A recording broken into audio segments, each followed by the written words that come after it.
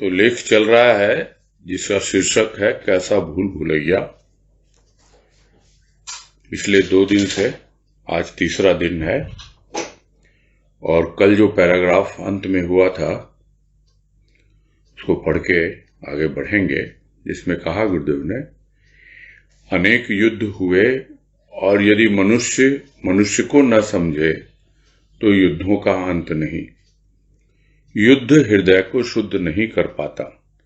यदि कर पाता तो युद्धों का सदा के लिए अंत न हो जाता, किंतु हुआ कहाँ। शुद्ध हृदय स्वार्थ और परमार्थ को अच्छी तरह जानता है तथा युद्ध नहीं शांति को अपनाता है। और इसका यही भाव लिया था। एक तो युद्ध है बाहर के, जो इतिहास गवाह है, उनका इतिहास में दर्ज हैं, लिखे हुए हैं कि किस प्रकार हृदय के द्वारा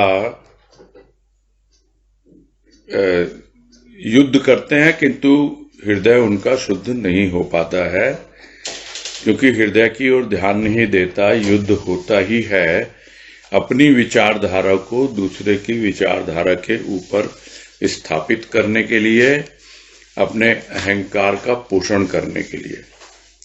और यह चीज दूसरों के साथ ही लागू नहीं होती, अपने स्वयं के साथ भी होता है कि हमारे हृदय में यदि शुद्धता नहीं है तो विचारों का युद्ध चलता रहता है। और युद्ध करने के बाद भी क्या शांति आ जाती है? क्या हृदय शुद्ध हो जाता है? क्या फिर से युद्ध नहीं होता? तो युद्ध को अंत करने का एकमात्र तरीका यही है कि अपने हृदय का शुद्धिकरण करें, क्योंकि शुद्ध हृदय जो है वही स्वार्थ और परमार्थ को अच्छी तरह जानता है या जान पाता है। धीरे धीरे जैसे मन की मलिनता दूर हो जाती है और बुद्धि का भ्रम दूर होता रहता है, तो अपने आप समझ में आने लगता है कि कौन से विचार मेरे लिए शांतिदायक हैं और कौन से विचार जो हैं मुझे अशांति में घेर रहे हैं और फिर से विचारों का द्वंद्व पैदा कर रहे हैं। तो हृदय की शुद्धता जब तक प्राणी नहीं अपनाएगा तब तक वो स्वार्थ और परमार्थ का अंतर समझ नहीं पाएगा। अपने स्वार्थ को ही परमार्थ का चोला पहना करके संतुष्ट होकर बैठा रहेगा कि भाई मैं तो परमार्थ का क्या कार्य कर रहा हूं, किंतु वो जानता नहीं कि वो अपनी स्वार्थ सिद्धि में ही लगा हुआ है। कहने को कहेगा मैं भक्ति कर रहा हूं, मैं तो भगवान की भक्ति कर रहा हूं, परमार्थ कर रहा हूं, दान दक्षिणा कर रहा हूं, लोगों की सहायता कर रहा हूं, किंतु किस लिए कर रहा हूं? दिखाएगा परमार्थ है, किंतु भीतर में उसको पता होना चाहिए कि यह स्वार्थ सिद्धि के लिए ही है।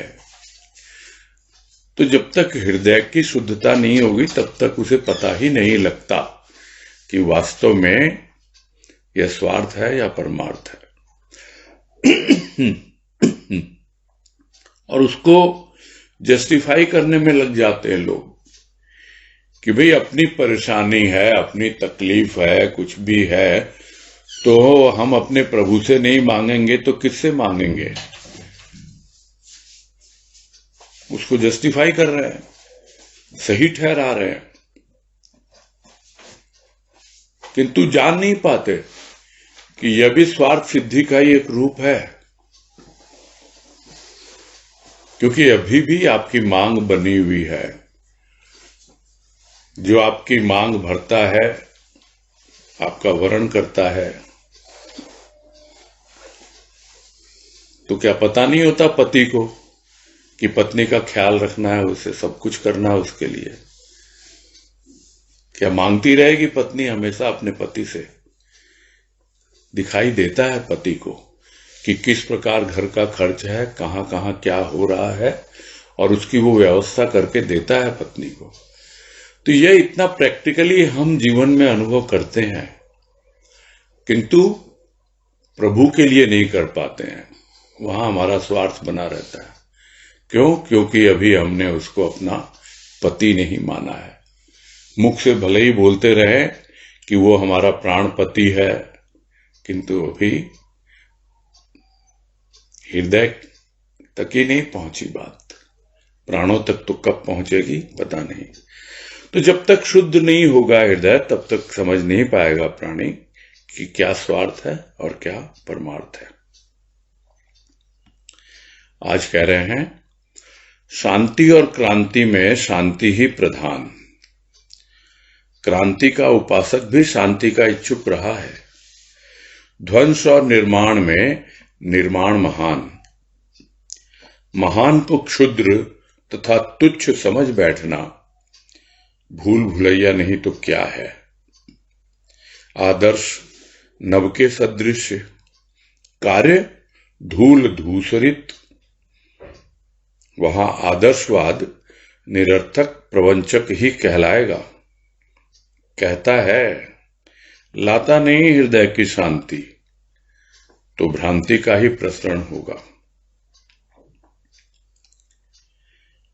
देखते हैं हम, और इस विषय पर बहुत विस्तार से गुरुदेव ने शांति का उद्गम में हमें समझाया भी है कि शांति का मार्ग अलग है, क्रांति का मार्ग अलग है। किंतु यह जो भ्रांति है वही भूल भुलैये को लेके आती है। जिसको पता लग जाता है कि शांति और क्रांति में शांति ही प्रधान है, तो फिर वो शांति के लिए ही प्रयास करेगा, शांति से ही बैठना चाहेगा। अपने विचारों में, भावों में जो कोई भी उसको तौर तरीके अपनाने पड़े, वो अपने आप को शांत रखेगा, क्योंकि उसके लिए शांति ही प्रधान है। यहां तक कि जो क्रांति कर चुके इतना कुछ, तो किस लिए करते हैं? वो क्रांति भी इसीलिए करते हैं कि क्रांति करने के बाद हमें शांति मिलेगी। क्योंकि बहुत सी बातें लोगों की मनचाही नहीं होती है। मनचाही नहीं होती तो वो क्रांति का मार्ग अपनाते हैं, क्रांतिकारी बन जाते हैं, और क्रांतिकारी बन के हो सकता है अपने लक्ष्य को प्राप्त भी कर लें। और इसीलिए लगते हैं कि हाँ भाई, क्यों? क्योंकि उन्हें भी शांति चाहिए। तो क्रांति का उपासक भी शांति का इच्छुक रहा है, किंतु वास्तव में क्रांति के नाम पर कोई ध्वंस करने के लिए लग जाए, बिल्कुल तहस नहस कर दे सब चीजों को, तो वो तो कहां तक उचित ठहराया जाएगा? उसको पता होना चाहिए कि ध्वंस और निर्माण में निर्माण जो है वो महान है, क्योंकि बड़ी मेहनत लगती है निर्माण करने में। ध्वंस करने में क्या जाता है? आजकल देखते हैं हम, पहले तो फिर भी बुलडोजर चलाने पड़ते थे एक बिल्डिंग को गिराने के लिए, अब कुछ नहीं करना पड़ता। 2-4 बम ऐसे फिट कर देते हैं और उसमें आग की एक चिंगारी लगती है और पूरी की पूरी मल्टी स्टोरीड बिल्डिंग ध्वंस हो जाती है, जमीन पे गिर जाती है। और निर्माण करने में कितना समय लगा था, इस बात को सोचता नहीं है। तो यह तो ऊपरी उदाहरण है। वैसे ही है, शांति को अपनाने में कितना समय लगा, किंतु वो शांति जो ध्वंस हो जाती है किसी भी कारणवश, तो क्या हुआ? निर्माण तो हमारा व्यर्थ चला गया। तो यही समझा रहे हैं गुरुदेव यहां कि ध्वंस और निर्माण में निर्माण महान है। एक एक ईंट रख करके दीवार बनती है और तब जाके एक घर बनता है, एक मकान बनता है। यह बात सबको समझ में आती है, और गिराने में क्या देर लगती है। तो अपने विचारों को संभाल के रखना है। बनाना, जीवन का निर्माण करना, ये बहुत महत्वपूर्ण है और यही महान कहलाएगा।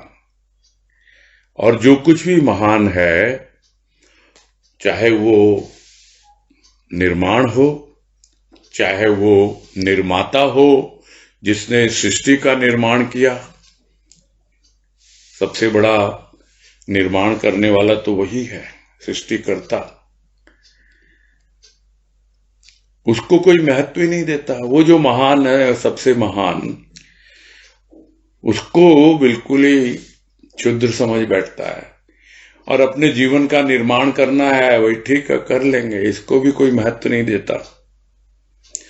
तो इन सब बातों को ध्यान नहीं देना, तो यह भी भूल भुलैये में पड़ने वाली ही बात है और कुछ नहीं है। बातें तो बहुत बड़ी बड़ी बनाता है, सुनता भी है, आदर्शवाद, ये करना चाहिए, वो करना चाहिए, ऐसा है, वैसा है, ऐसा जीवन होना चाहिए, चाहिए चाहिए, सुनने जाओ चाहिए और दूसरों को बतलाने के लिए भी चाहिए, किंतु आपने कितना उसको अपनाया है, वो क्या देखता है? उसके कार्य देखो, कार्यशैली देखो, तो आदर्श तो रखेगा आकाश की तरह एकदम ऊंचा, महान, विराट, व्यापक, जिसका कोई अंत ही नहीं है, और उसी की बातें भी करेगा, किंतु जो कार्य करेगा वो कैसे है? वो तो धूल धूसरित है, यानी मिट्टी में मिले हुए हैं, भौतिक जीवन से ऊपर उठ ही नहीं सकता, बातें आकाश की करता है, बातें सूक्ष्म की करता है, और सूक्ष्म भी कैसा? जो सूक्ष्माति सूक्ष्म है आकाश। और जीवन कैसा है? पूरी तरह मिट्टी में मिला हुआ, दुनियादारी में खेल रहा है। तो ऐसे में यदि आदर्शवाद की बातें कोई सुनता है और कहता है, तो वो तो बेकार का ही है ना, अपने आप को धोखा देना है, निरर्थक प्रवंचक, यानी धोखाधड़ी से ज्यादा कुछ नहीं है, बेकार की धोखाधड़ी है ये, उससे अलावा कुछ भी नहीं है। कहता तो है बहुत कुछ, किंतु क्या हृदय की शांति मिलती है उसको आदर्शवाद की बातें कहकर? क्या वो आदर्शवाद उसके हृदय की शांति लेके आता है? अगर ऐसा नहीं होता तो फिर भ्रांति तो फैलेगी, भ्रांति का ही तो प्रसार होगा। ये समझ नहीं पाता है प्राणी कि शांति प्रधान है और उसके लिए चाहिए शुद्ध हृदय, और जब शुद्ध हृदय होगा तो फिर युद्ध की बातें नहीं सोचेगा, शांति की बातें सोचेगा, और शांति के लिए जो भी कार्य उसको करने हैं हमेशा मिट्टी में ही नहीं खेलेगा, थोड़ा सा खड़ा भी होगा, आकाश की ओर भी देखेगा, और अपने भीतर का जो घटाकाश है वहां कितना खुला स्थान है, क्योंकि मिट्टी में खेलते खेलते अपने अंतःकरण को भी पूरी तरह मिट्टी से भर लिया। स्थूल ही स्थूल है भीतर, और कुछ भी बातें ही नहीं है स्थूल के अलावा। तो जैसे जैसे भीतर का स्थान खाली होगा तब ना आकाश तत्व भीतर प्रवेश करेगा। आकाश तत्व है क्या? खाली स्थान। पहले खाली करें अपने आप को, और जिस दिन पूरी तरह खाली हो जाएंगे तब समझ में आएगा कि हमारे आदर्श नभ के सदृश नहीं है। अभी जो कुछ भी हमने निरर्थक था वो सद्गुरु की कृपा से अपने आप ही उसके चरणों में डाल दिया या फिर उसने दूर कर दिया। ये सब बातें समझ में आने लगती हैं। आदर्श की बातें नहीं होती और आदर्श पे ज्यादा जोर भी नहीं होता, बहुत ही प्रैक्टिकल वे में लाइफ जीता है, क्योंकि एक गृहस्थ में जीने वाला उसको सब तरह की बातें सोचनी पड़ती हैं, समझनी पड़ती हैं। यदि सिर्फ आदर्श की बातें करता रहे तो मुख से तो बोलेगा कुछ और उसके भीतर होगा कुछ। कहेगा सबसे प्रेम करो, करुणा रखो, ये रखो, किंतु जब प्रैक्टिकली देखने जाते हैं तो भीतर कुछ नहीं है, ये सब बेकार की बातें कर रहे हैं। तो बोलते रहो, किसको प्रवंचना दे रहे हो, किसको धोखा दे रहे हो? अपने आप को। तो ये सब बातें समझते नहीं है लोग। गुरुदेव समझा रहे हैं, ये एक भूल भुलैया है जिसमें फंसे रहोगे, हमेशा बाहर निकल नहीं पाओगे। आगे कह रहे हैं, युगावतारियों की कथा अति प्रेम से पढ़ते हैं उनके भक्त, किंतु वे अवतारी किन गुणों के कारण कहलाए, उनकी ओर ध्यान न दिया। यह भी तो भूल भुलैया ही है। संसार का चक्र अनवरत चल रहा है, मनुष्य के विचार बदल रहे हैं, न विचारों के चक्र को समझ पाता है और न सृष्टि के विकास और विनाश को, न स्वयं को न पर को, फिर भी बड़े बड़े ग्रंथों की रचना करता आ रहा है। कभी ज्ञान को प्रधानता देता है, कभी विज्ञान को, शांत नहीं हो पाता। यह भी भूल भुलैया है। समस्या उपस्थित करता है और समाधान भी, फिर भी समस्याओं का अंत नहीं हो पाता। उलझन अनेक, साधन एक, किंतु उस एक को न मान अनेक की कल्पना कर व्यथित ही होता है, संतुष्ट नहीं। यह भी तो भूल भुलैया है। बुद्धि को भ्रमित करने तथा मन को चंचल करने के लिए मनुष्य ने भी भूल भुलैये बनाए, किंतु वह यह क्यों नहीं समझता कि वह स्वयं भूल भुलैये के चक्कर में पड़ा हुआ है। पैराग्राफ काफी लंबा है, हम यहीं पे थोड़ा इसको पॉज देके समझेंगे, फिर आगे बढ़ते हैं। इसमें कह रहे हैं गुरुदेव कि क्या भ्रम है, क्या भूल भुलैया है। एक ओर तो जो अवतारी भगवान है, उनकी मूर्तियां बना दी, मंदिर बना दिए, सजाते हैं, संवारते हैं, घर में भी ले आते हैं, झूला झुलाते हैं, खाना खिलाते हैं, सब कुछ करते हैं, किंतु जो करना चाहिए वो नहीं करते, सूक्ष्म को नहीं अपनाते, पूरी तरह कर्म कांड में लगे रहते हैं। उसी तरह जो अवतारी हैं, युगों युगों में अवतार हुआ है, आगे भी होता रहेगा। उनकी कथा पढ़ते हैं, बड़े प्रेम से पढ़ते हैं, सुनते भी हैं। कहीं भी जाएं आप, जहां कथा होती है, कितनी भीड़ लग जाती है। भागवत की, रामायण की, पता नहीं कितने, शिव पुराण, ये पुराण, सब कथाएं हैं और कुछ इससे ज्यादा नहीं। वो सब सुनने के लिए सबके कान जो है आतुर रहते हैं, बड़े प्रेम से सुनते हैं, पढ़ते भी हैं। किंतु जो भी अवतारी हैं, जिनकी महिमा उस कथा में गाई गई है, उन्होंने कौन से गुण अपनाए, उनके कौन से गुण थे जिनके कारण वो अवतारी कहलाए, उसकी ओर ध्यान नहीं देते।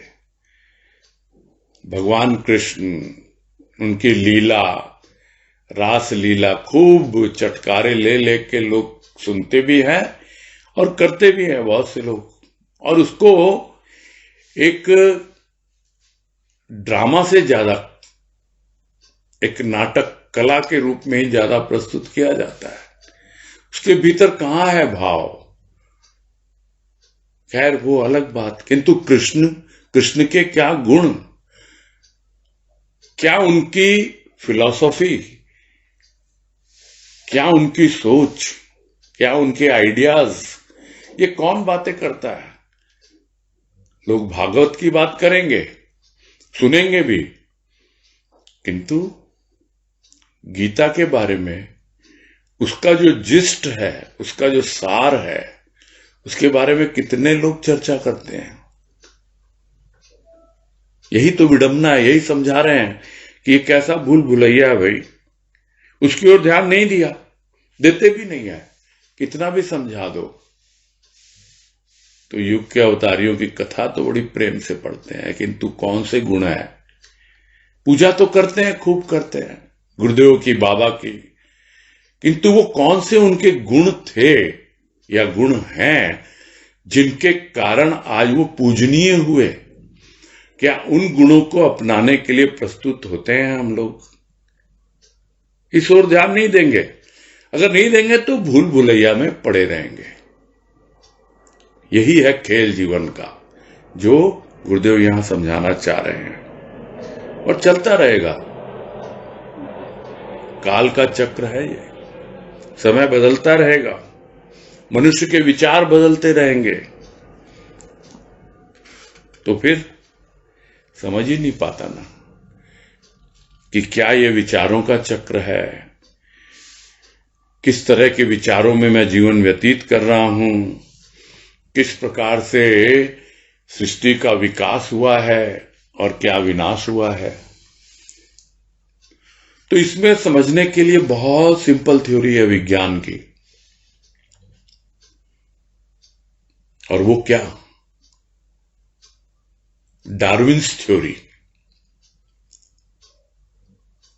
और उसका सार इतना ही है, सर्वाइवल ऑफ द फिटेस्ट।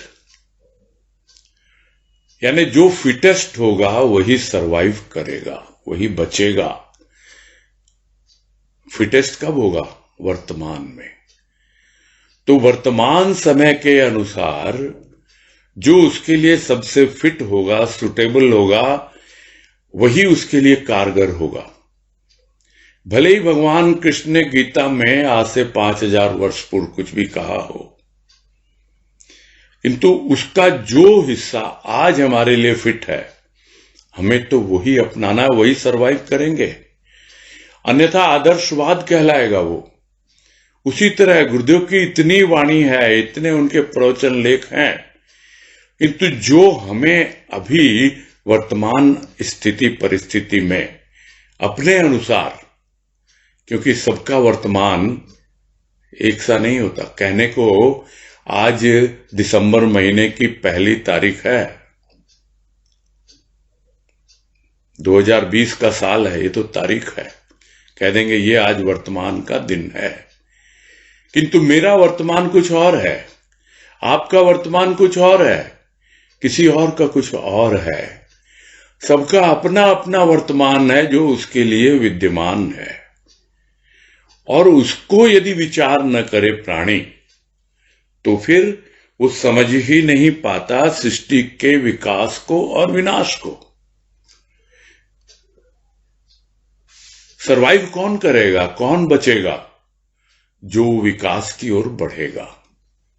अन्यथा प्रकृति तो स्वाभाविक है, हर एक वस्तु उसका धीरे धीरे क्षय होता ही है,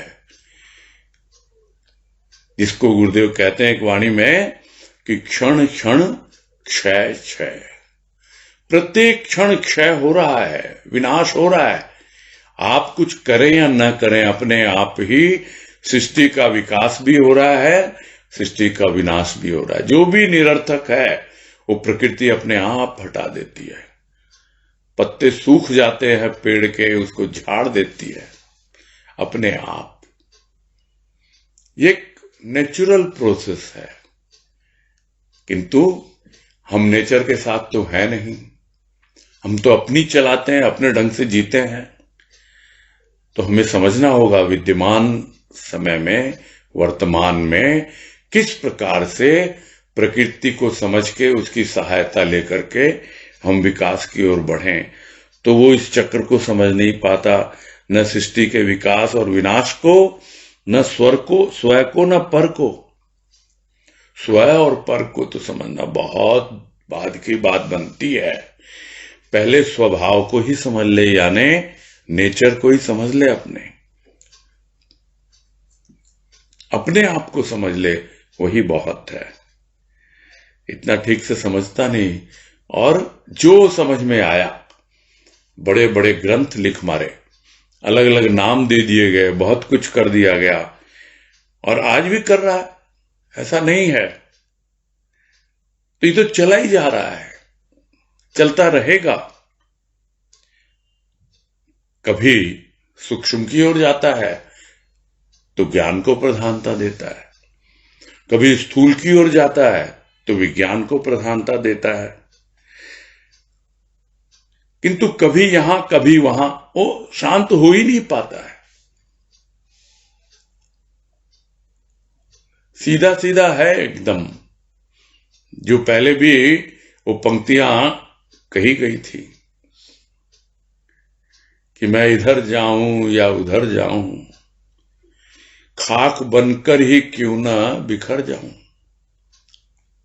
तो जब ये समझ में आ जाएगा ना, मैं कुछ नहीं, मैं तो सदगुरु के चरणों की धूल हूं, खाक हूं, उसके चरणों में बिखर गई मैं तो, बस। फिर परेशान होने की जरूरत नहीं है। भूल भुलैये से थोड़ा भी हम प्रयास करेंगे निकल जाएंगे। क्यों? क्योंकि उसकी कृपा हमेशा हमारी सहायक होगी आगे बढ़ने के लिए, हमारे जीवन का विकास करने के लिए। समस्याएं रखता है जीवन में, किसके समस्या नहीं है, सभी के है। खोजता भी है उसका समाधान, बहुत बार खुद को मिल जाता है, नहीं तो दूसरों से पूछता है। और आजकल तो सबका गुरु बना हुआ है गूगल, उसका नाम ही हो गया गुरु, गूगल गुरु। वहां ढूंढता है, कोई समस्या आई मालूम नहीं, समाधान वहां ढूंढेगा, मिल जाता है समाधान। तो क्या समस्या हल एक हो भी गई किसी न किसी रूप से, तो समस्याएं खत्म हो गई। एक प्रश्न उठा, उसका उत्तर मिल भी गया, तो क्या प्रश्न उठने बंद हो गए? चलता रहेगा, ये अंत नहीं हो पाता है। कारण क्या है? क्योंकि कारण यह है, उलझन तो अनेक हैं, बहुत तरह की उलझने हैं, अनेक हैं, इसीलिए उलझन है।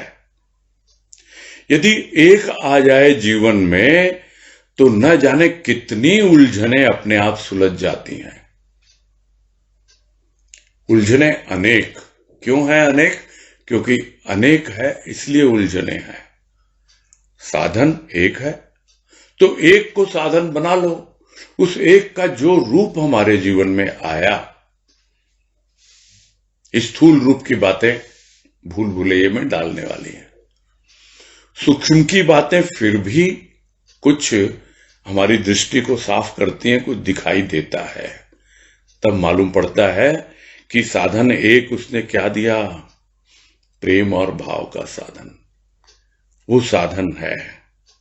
किंतु उस एक को न मान अनेक की कल्पना करता रहता है, अनेकों में घूमता रहता है कि ये क्या होगा, ये तो इससे सॉल्व नहीं हो रही प्रॉब्लम, इधर जाऊं उधर जाऊं, बस वही वाली अवस्था बनी रहती है।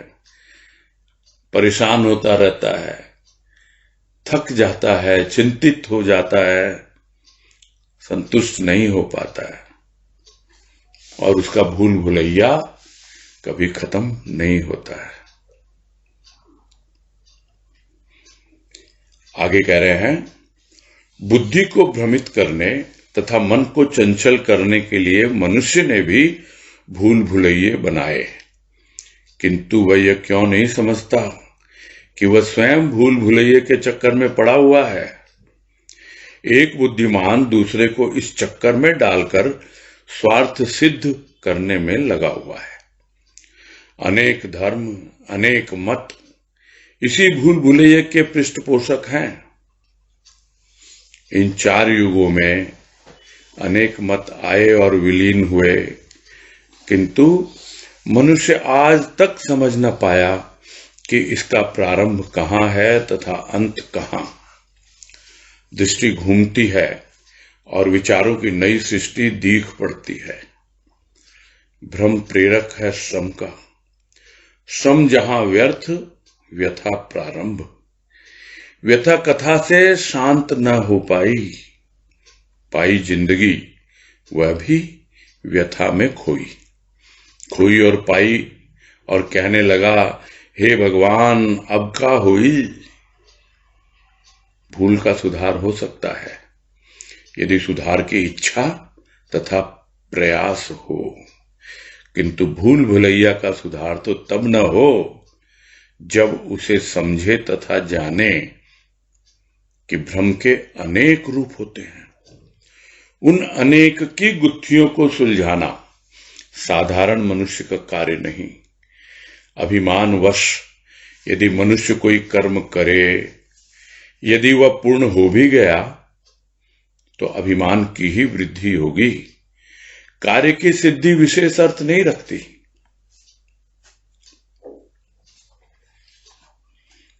और इसमें यही समझा रहे हैं कि बुद्धिमान है बहुत है, ऐसा नहीं है।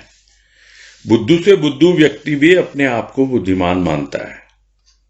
किस मामले में बुद्धिमान है वो ये है कि दूसरे को अपनी बात समझाने की कोशिश करता है। यदि समझा पाता है तो अहंकार में फूला नहीं समाता कि देखो मैंने उसको अपनी बात बता दी और मैं इससे बड़ा, वो एग्री कर गया मेरे साथ। आहा, ये है अहंकार।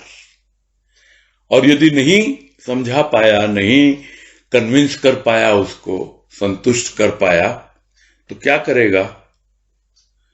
उसको कंफ्यूज करेगा, भ्रम में डालेगा। और अपने स्वार्थ को तो सिद्ध करना ही करना है उसको, इसीलिए तो वो पहले कन्विंस करने की कोशिश करता है, संतुष्ट करने की, समझाने की कोशिश करता है। और जब देखता है ये नहीं हो पा रहा तो फिर वो उसको चक्कर में डाल देता है, कंफ्यूज कर देता है। क्यों? क्योंकि उसे तो अपना स्वार्थ सिद्ध करना है। यही चलता आ रहा है। भूल भुलैया का यह रूप इतना स्पष्ट दिखलाई देता है इस संसार में कि अनेक धर्म है और अनेक मत है, सब एक दूसरे को कन्विंस करने में लगे हैं। पहले तो हमारा धर्म सबसे बड़ा, सबसे अच्छा, बहुत सुंदर, बहुत सहज, आप आइए आइए, और बड़े प्रलोभन देंगे, उनको समझाने की कोशिश करेंगे। लेकिन थोड़ा बहुत अगर प्राणी उसमें लगे भी और उसको संतुष्टि नहीं हुई तो फिर उसको कंफ्यूज करेंगे, अरे तुम्हें कैसे होगा, तुम तो पापी हो, तुम तो ऐसे हो, तुम तो वैसे हो। तो इस प्रकार वो तो अपना स्वार्थ सिद्ध करना चाहते हैं।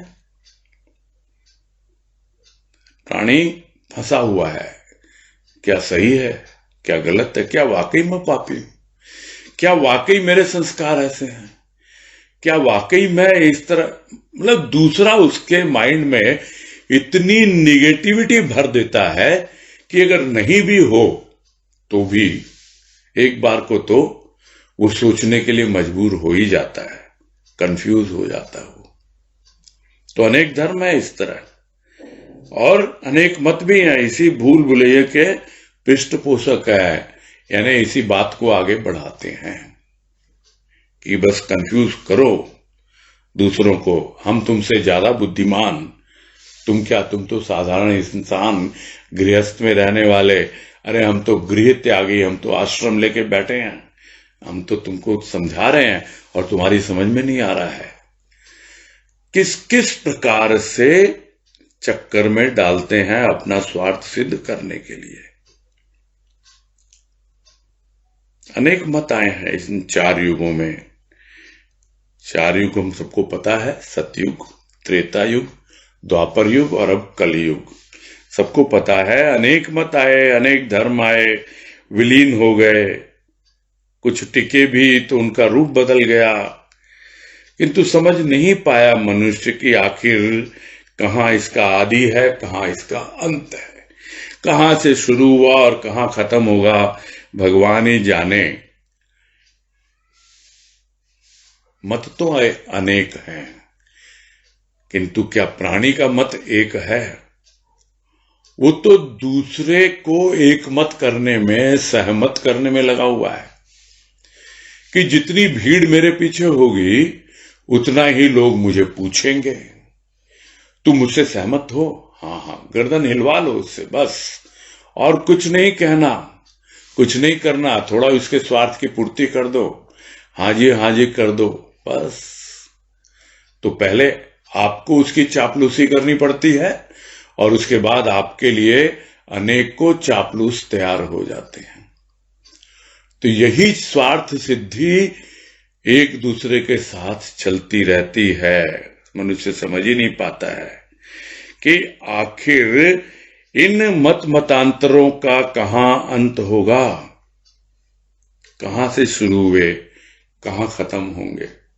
चलते ही आ रहे हैं, तरह तरह से लोग प्रलोभन देते हैं, तरह तरह से बरगलाते हैं अपने अधीन करने के लिए, और बहुत से फंस भी जाते हैं, जानते नहीं है, उनकी कोई स्वतंत्र सोच नहीं है, उनके पास न तो बुद्धि है और न ही कुछ ऐसा उनको अपनी कार्यशैली लगती है कि हाँ भाई मैं कुछ करके इससे बाहर निकल जाऊं। बस चलते हैं और इजी लगता है उनको। सबसे बड़ी बात यह है, यह रास्ता बड़ा सहज लगता है कि भीड़ चल रही है, हम भी भेड़ों की तरह उसमें शामिल हो जाएं। सिंह बनने में बहुत मेहनत होती है। ताई जी कहा करते थे, भीड़ तो भेड़ों की होती है, सिंह तो अकेला ही जंगल में घूमता है। यही है दुनिया का हाल, जहां भीड़ देखी उसके पीछे हो लिए।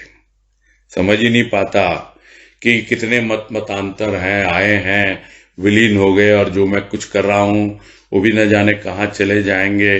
कुछ मालूम नहीं कहां से शुरू हुए, कहां इसका अंत है। देखता है चारों ओर, अच्छा यहां ये हो रहा है, अच्छा वहां पे वो हो रहा है, चलो थोड़ा सा यहां से ले लिया, थोड़ा सा वहां से ले लिया, और एक नए मत का हमने निर्माण कर दिया।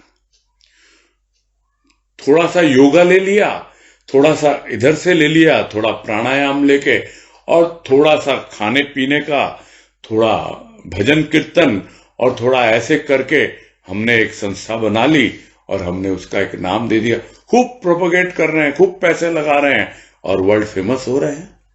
देखते हैं हम, किसी का नाम लेने की जरूरत नहीं है, हम सब समझते हैं। दृष्टि घूमती है चारों तरफ, थोड़ा यहां थोड़ा वहां, ये सब लेकर के विचारों की नई सृष्टि पैदा करते हैं और फिर लग जाते हैं उसमें। तो यह जो भ्रम है ना,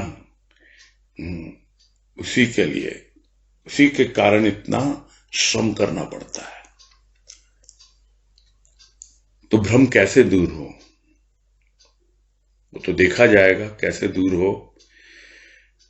किंतु यह तो जरूर है, जिस भ्रम से प्रेरित होकर के कोई श्रम करेगा तो वहां तो उसकी मेहनत बेकार जाएगी। कोई अगर दीवार को धक्का मारेगा और इतनी ताकत है नहीं कि दीवार गिर जाए, तो उसकी मेहनत तो बेकार है, क्योंकि उसे पता ही नहीं है कि दीवार गिराने का मेथड क्या है। यह तो एक छोटा सा उदाहरण है। यह भ्रम ही है, जो कोई कह दिया इसको धक्का मारो गिर जाएगी। कैसे गिर जाएगी? दीवार गिर जाएगी क्या? अरे तुमको पता ही नहीं है, तो बालू की दीवार है, तो बालू की है, देखें और फिर दिखा देंगे डेमोन्स्ट्रेशन के लिए, दिखाने के लिए रखी हुई है बालू की दीवार कि देखो ऐसे करो, हमने गिराई है, तुम भी गिराओ। किंतु मालूम नहीं है, सबका वर्तमान अलग है, सबका जीवन अलग है, उसका भ्रम अलग, उसका भ्रम अलग। वो खुद भी भ्रम में है, इसलिए दूसरों को भ्रम में डालता है। और जो भ्रम में पहुंच करके श्रम करता है, तो वहां श्रम व्यर्थ ही होगा, और फिर परेशानी, फिर व्यथा, दुख, कष्ट, क्या हो रहा है क्या नहीं हो रहा है। फिर सुनने जाएगा कथा, फिर कुछ मालूम पड़ेगा, फिर बोलेंगे ऐसा करो वैसा करो। तो व्यथा से कथा, कथा से व्यथा कभी शांत नहीं हो पाती है। कैसे होगी? जिंदगी मिली है, ध्यान ही नहीं देता भाई, बेकार में जा रही है। किसमें जा रही है? व्यथा में, दुख में, कष्ट में, अपने आप को कोस रहा है, कुछ और कर ही नहीं रहा, क्योंकि भ्रमित है। कैसे करे, क्या करे कि आगे बढ़े, उसके जीवन में कुछ सुधार हो। प्रथम तो भूल ही समझ में नहीं आ रही है, और भूल समझ में आ भी जाए तो कैसे उसका सुधार हो। इसीलिए तो भूल भुलैया बना रहता है। तो पूरी जिंदगी व्यथा में ही खोई उसने, तो खोई और पाई, यही चलता रहता है जीवन में। कुछ खोता है, कुछ पाता है, और कहने लगा भाई अब क्या हुई, अब क्या होगा भाई भगवान। तो भगवान क्या बोलेगा? यही ना बोलेगा कि भूल सुधार तो हो सकता है, यदि सुधार की इच्छा हो तुम्हारे भीतर। इच्छा ही करने से नहीं होगा, प्रयास भी करना होगा। खाली बातें बनाने से नहीं होगा, खाली सुनने से नहीं होगा, उसको गुनना भी पड़ेगा, मनन चिंतन करना पड़ेगा, उस पर आगे बढ़ना पड़ेगा, जीवन में उतारना पड़ेगा। तब वो प्रयास कहें या पुरुषार्थ कहें या साधना कहें, बातें प्रयास से ही शुरू होती है और धीरे धीरे आगे बढ़ती हैं। तो सिर्फ सुधार की इच्छा होने से नहीं होती, प्रयास भी करना होता है। और भूल भुलैया का सुधार तो तब होगा जब उसे समझ में आए तथा वो जान पाए कि आज भ्रम का एक रूप है, तो तुम समझ लिया कि मेरा भ्रम दूर हो गया। अरे कल दूसरे रूप में वो भ्रम आएगा, परसों और तीसरे रूप में आएगा। और उसी को तो कहा जाता है कि अपने आप को अपडेट करें, रोज रोज बैठ के सोचें, देखें, समझें अपने जीवन को, अपना मूल्यांकन करें। आज का जीवन कैसा गया, आज का दिन मेरा, आज का वर्तमान, फिर देखें कितना भ्रम दूर हुआ। और कल हो सकता है भ्रम का रूप कुछ और हो, क्योंकि अनेक रूप होते हैं भ्रम। तो पहले तो समझे कि हाँ भाई भ्रम में हूं, मेरी भूल हो रही है। फिर सुधार की इच्छा रखे, इच्छा ही न रखे उसके लिए प्रयास करे, और प्रयास करे और यह सोच के रखे कि भाई एक बार में समस्या हल नहीं होती है, फिर भ्रम आएगा, दूसरे रूप में आएगा, अनेक रूप होते हैं। तो उन अनेक की गुत्थियों को सुलझाना एक साधारण मनुष्य के लिए नहीं है कार्य, वो हो ही नहीं सकता है। उसके लिए तो स्वाभाविक है, जिसे हम कहते हैं सदगुरु की कृपा चाहिए, उनका सानिध्य चाहिए, साथ ही साथ अपने भीतर की हृदय की शुद्धता चाहिए। परमार्थ को पूरी तरह परमार्थ के दृष्टिकोण से अपनाना होगा, सत्संग को सत्संग के हिसाब से अपनाना होगा। अपने भीतर के भाव विचार को जब तक उस ढंग से नहीं लेंगे, तब तक हमारे भीतर की जो ग्रंथियां हैं वो खुलेंगी नहीं, गुत्थियां सुलझेंगी नहीं। तो साधारण मनुष्य का कार्य नहीं है। और यदि कुछ प्रयास किया हमने और थोड़ा कुछ हो भी गया और वो काम पूरा हो भी गया, तो क्या है, अभिमान ही बढ़ाना हमारा। जो कार्य एक बार सिद्ध हो गया तो क्या हर बार सिद्ध हो जाएगा? क्या तुमको वो फार्मूला मिल गया, तौर तरीके मालूम पड़ गए?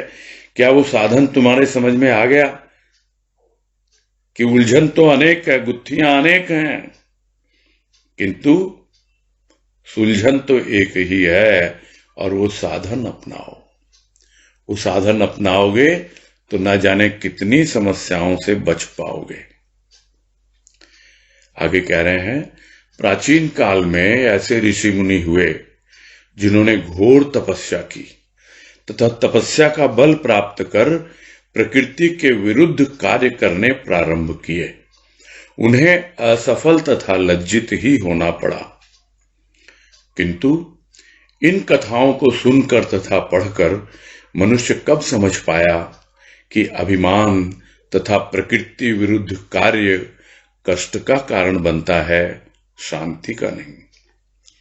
विध्वंस में लगा हुआ प्राणी निर्माण भी कर सकेगा, यह विवादग्रस्त प्रश्न है।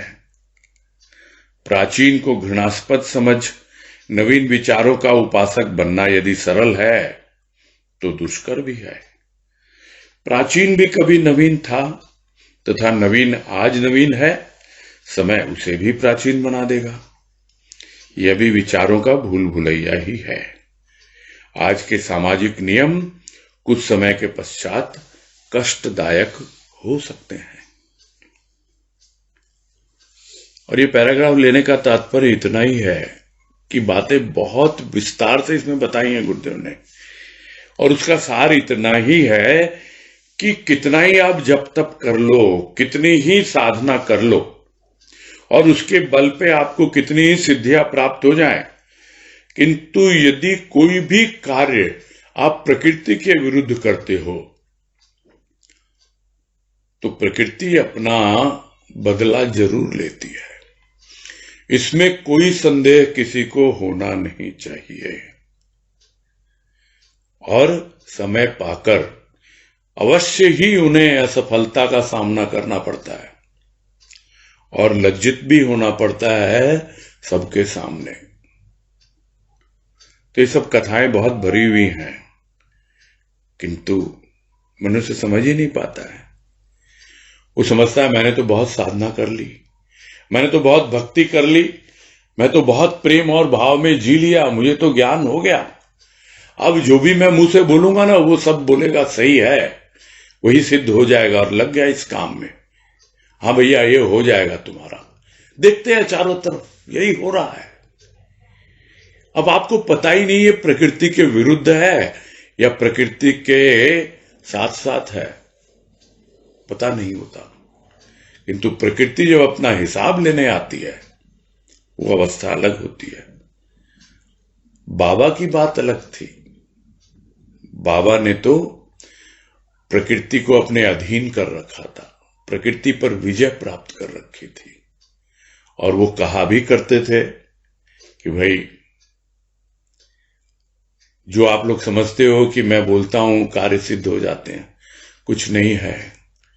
ये प्रकृति के साथ मेरा विनोद है, मैं खेलता हूं और बस हो जाता है। और हम इन्हीं सब कार्यों में लगा देते हैं अपनी सारी पूंजी।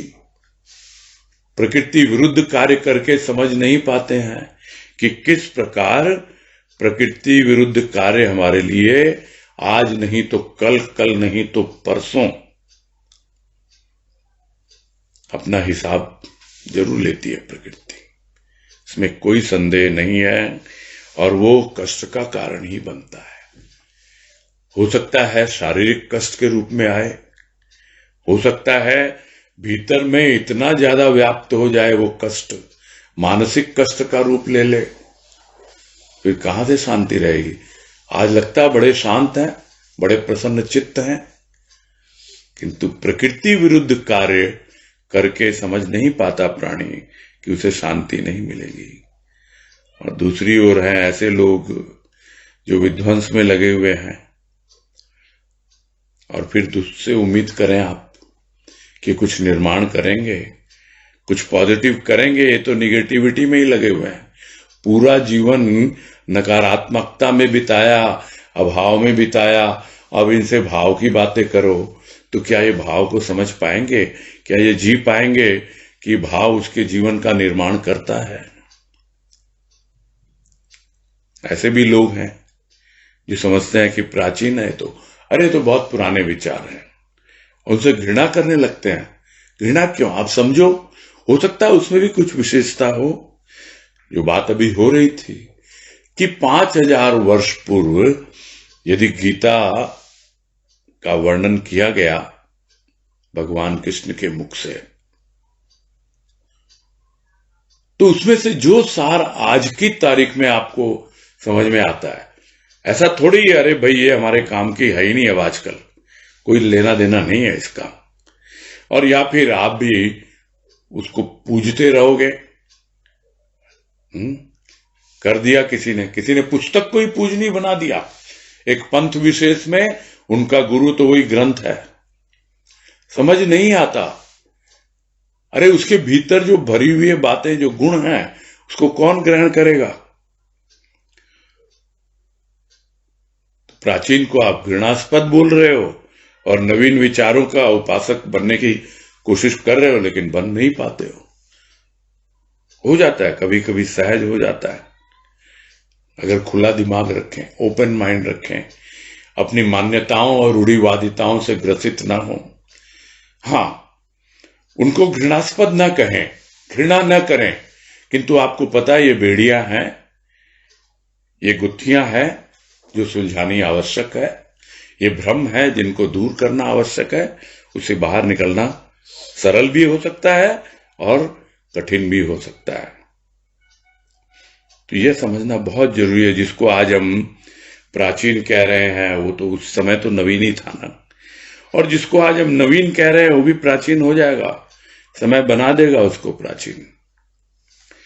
तो ये सब कुछ नहीं है, विचारों का भूल भुलैया है।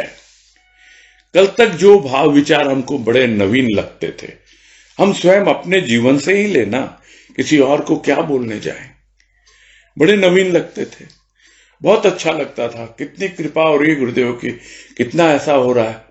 किंतु यदि हमने उन भाव विचारों को अपडेट नहीं किया, अपने आप को पॉजिटिविटी के द्वारा निर्माण कार्य में, जीवन के निर्माण में नहीं लगाया, तो धीरे धीरे वो विचार और भाव, प्रकृति उनको धूमिल कर देती है, उसमें कोई संदेह है ही नहीं।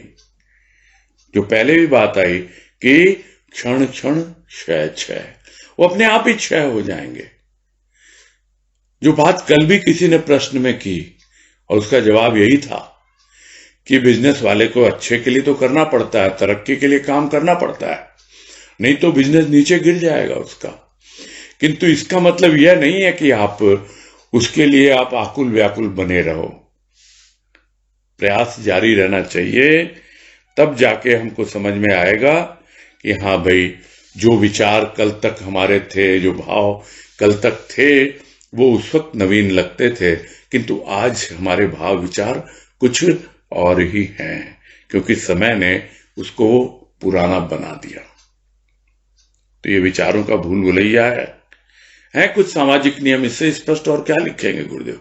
ये सामाजिक नियम थे जो हम परंपराओं के रूप में, मान्यताओं के रूप में निभाते हैं, तो कुछ समय के पश्चात बड़े कष्टदायक हो जाते हैं, बोझ बन जाते हैं। यदि आप नवीनता के उपासक हैं, नवीन विचारों पे चलना चाहते हैं, तो बड़ी परेशानी होती है, अपने आप को समझाने में सबसे ज्यादा होती है, और दूसरों को समझाना भी बड़ा कठिन हो जाता है। बस यही पूरा करेंगे।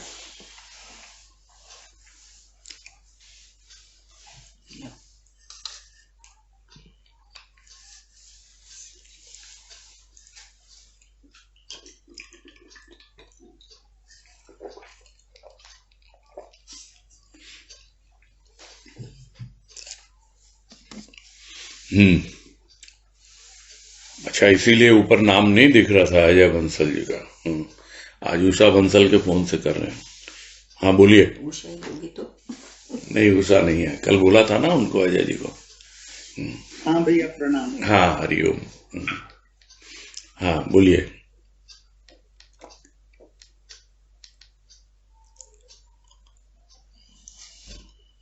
क्या हुआ, चले गए?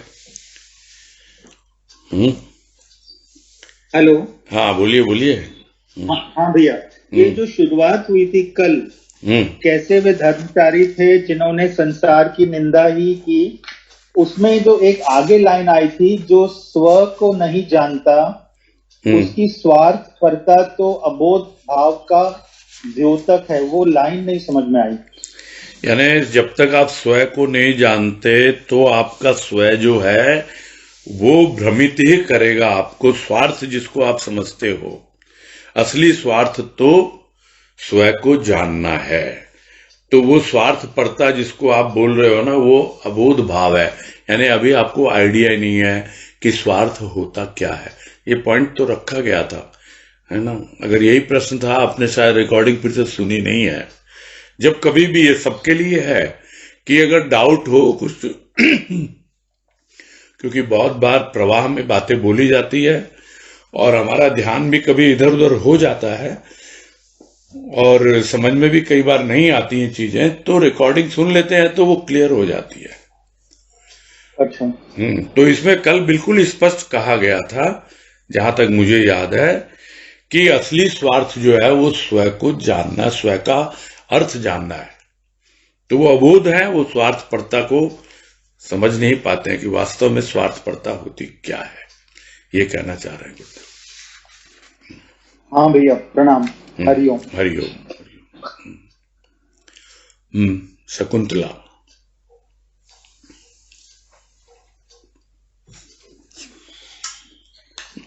हरिओम भैया। हाँ हरिओम, बोलिए। हाँ, यही पूछना था भैया मुझे भी कि ये जो स्वयं को नहीं जानता उसकी स्वार्थपरता तो अबोध भाव का अगोध है। मुझे भी यही बात पूछनी थी आपको। हाँ, तो बात तो क्लियर हो गई होगी अब। हाँ जी, हाँ जी। अगोध का क्या मतलब भैया? अगोध है अबोध यानी जिसको बोध ही नहीं हुआ। अबोध भाव का द्योतक नहीं भैया, अबोध नहीं, गोतक लिखा है, गोतक। द्योतक है। द्योतक का मतलब होता है उस ओर इशारा करता है। वो अबोध भाव की ओर इशारा करता है कि अभी तुम अबोध हो, तुमको मालूम ही नहीं है कि स्वार्थ का क्या अर्थ होता है, तुम अबोध हो इस बारे में।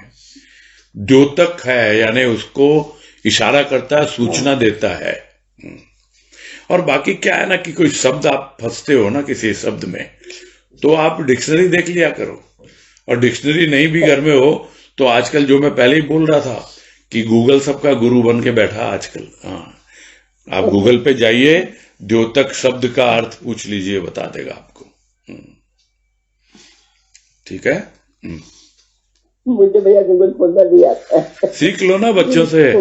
अरे इतना कुछ सीखा है तो ये भी सीख लो। कुछ नहीं, मुश्किल कुछ नहीं है। कोई मुश्किल नहीं है। हाँ नहीं, कुछ नहीं सीखा भैया, कुछ नहीं सीखा है, कुछ नहीं। अभी आपको जो थोड़ा बहुत मिलता है भाव वही अच्छा लगता है। नहीं, मैं कह रहा हूँ कि सुंदर लगता है। चलो आप, हाँ आप तो एंजॉय करो, ठीक है। शब्दों का बहुत बार अर्थ नहीं मालूम होता है तो वो हम देख सकते हैं, किसी और को पूछ सकते हैं, ये कहने का मतलब है। ठीक है। हाँ हाँ, और मेरे साथ यही होता है, शब्दों का अर्थ नहीं पता चला। हाँ, तो पूछ लो किसी को। ठीक है। हरिओम। हरिओम। नीतू गुप्ता, ग्वालियर।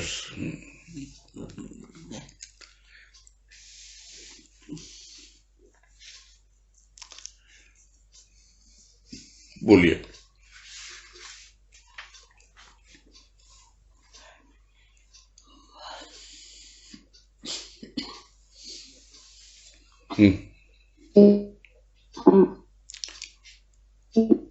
आपकी आवाज नहीं आ रही ठीक से।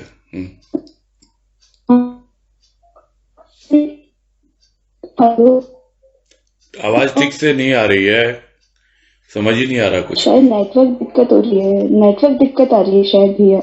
अब ठीक हुई। हेलो। हाँ अभी ठीक है, बोलिए। हाँ हरिओम भैया। हाँ, बस यही हो रही थी, मन में यही विचार आ कि बाकी में खोई है। अभी यही लग रहा था कि डिस्टर्ब होने लग कुछ गया। है नहीं। डिस्टर्ब हो रही है अभी थोड़ी सी। आप माइक को थोड़ा दूर करिए जरा, तब शायद। अच्छा, नेटवर्क प्रॉब्लम है तो उसका क्या इलाज है?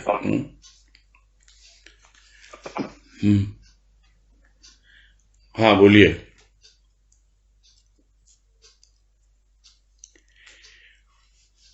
नहीं सुन नहीं रहा, कुछ भी सुन नहीं रहा।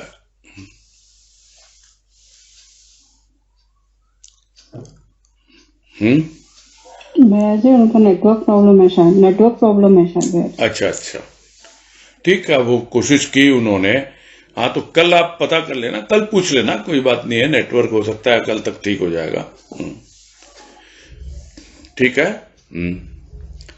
तो अभी फिर पूरा करते हैं। समय भी हो गया है। जी ठीक है भैया जी। हरिओम भैया जी। हरिओम सबको। हरिओम सबको। हरिओम।